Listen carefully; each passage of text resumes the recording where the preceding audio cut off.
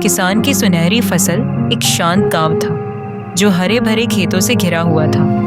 वहीं रमेश नाम का एक मेहनती किसान रहता था। रमेश के पास एक छोटा सा खेत था और भले ही वह बहुत बड़ा नहीं था, वह उसे बड़े प्यार से संभालता था। जबकि अन्य किसान अपनी फसल उगाने के लिए आसान रास्ते अपनाते थे, रमेश कड़ी मेहनत और निरंतर प्रयासों में विश्वास करता था। एक साल गांव में भयानक सूखा पड़ा। नदियां सूख गईं, कुएं खाली हो गए और कई किसानों ने अपने खेतों को छोड़ दिया, बारिश का इंतजार करने लगे। लेकिन रमेश ने हार नहीं मानी। मैं जो भी करना पड़े करूंगा, उसने खुद से कहा।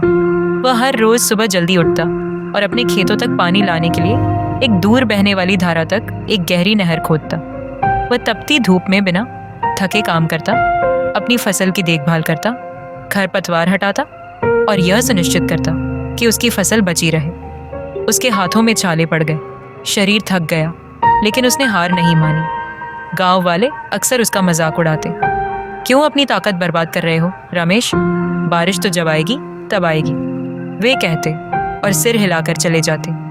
लेकिन रमेश बस मुस्कुराता और कहता, मेहनत कभी बेकार नहीं जाती। सप्ताह महीनों में बदल गए। आखिरकार बारिश हुई।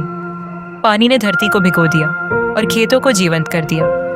जहाँ कई खेत सूखे और वीरान थे, वहीं रमेश के खेतों में सुनहरी गेहूं की लहरें झूम रही थीं। कठिन समय में उसकी निरंतर मेहनत ने उसकी फसल को स्वस्थ और भरपूर बनाया था। कटाई का समय आया और रमेश की फसल गांव में सबसे अच्छी थी। लोग हैरान होकर उसके पास आए। तुमने यह कैसे किया? एक ग्रामीण ने आश्चर्य से पूछा। रमेश ने मुस्कुराते हुए कहा, इसमें कोई जादू नहीं है। मिट्टी वही लौटाती है जो आप उसमें डालते हो।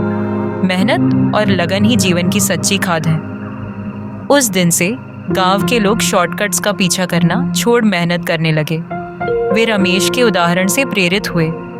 कहानी से शिक्षा, कड़ी मेहनत और धैर्य से सबसे कठिन समय में भी सफलता मिलती है।